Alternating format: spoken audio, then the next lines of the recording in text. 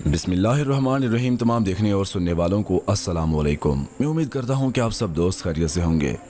नाज़रीन, मुझ जैसी इस नाचीज़ को नवाज़ खान कहा जाता है और आप देख रहे हैं Urdu story teller YouTube channel. नाज़रीन, आज की इस वीडियो में हम आपको बताएंगे यहूदियों का पुराना खौफनाक तरीन कब्रिस्तान, जहाँ पर मुस्लिम नहीं बल्कि आज से कई साल पहले यहूदी दफन किए जाते थे।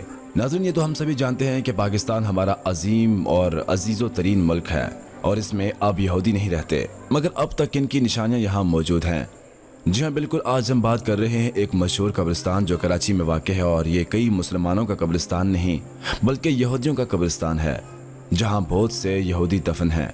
इस कब्रिस्तान में आखिरी मुर्दा 1986 में दफन किया गया था, जिससे अंदाज़ा होता है कि पाकिस्तान बनने के तकरीबन 36 साल बाद तक भी यहाँ यहूदी रहते थे।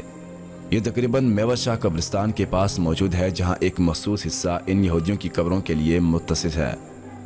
हैरत की बात तो यह है कि अब इस कब्रिस्तान से दिन के वक्त भी खौफ आता है, क्योंकि अपने प्यारों की कब्रों पर कोई दुआ के लिए या फिर देखभाल के लिए नहीं आता, और अगर कोई आता भी है तो वो डरता है अपनी शिनाख्त ज़ाहिर करने से। मजीद ये कि यहाँ के गोरकन चांद सुलेमान कहते हैं कि हमारे दादा परदादा से ये काम आया है, हम ही इन्हें शुरू से दफनाते आते हैं। यही नहीं बल्कि हमारे बड़ों ने हमें बताया है कि इस वक्त 4 से 5 रुपए लेकर एक कब्र बनाई जाती थी, और ये ज़मीन हमारे बुजुर्गों की है जो इन्हें उस वक्त इसलिए दी थी क्योंकि हमारा भी इससे गुजर बसर होता था। मगर आज इस कब्रिस्तान की सफाई और मुरम्मत के लिए मुझे 6 से 7 लाख की ज़रूरत है। अगर कोई मुझे दे सके तो रब्ता करे। इसके अलावा आपको यहाँ यह भी बताते चलें कि यहूदियों में भी मकबरे बनाने का रिवाज नज़र आता है, क्योंकि इस यहूदियों के कब्रिस्तान में कराची के साबिक मेयर डेविड सुलेमान और उनकी अहलिया का मकबरा मौजूद है। मोहतरम अजीज दोस्तों, इस कब्रिस्तान के बारे में आप क्या कुछ जानते हैं, इस वीडियो के कमेंट सेक्शन में ज़रूर बताइएगा।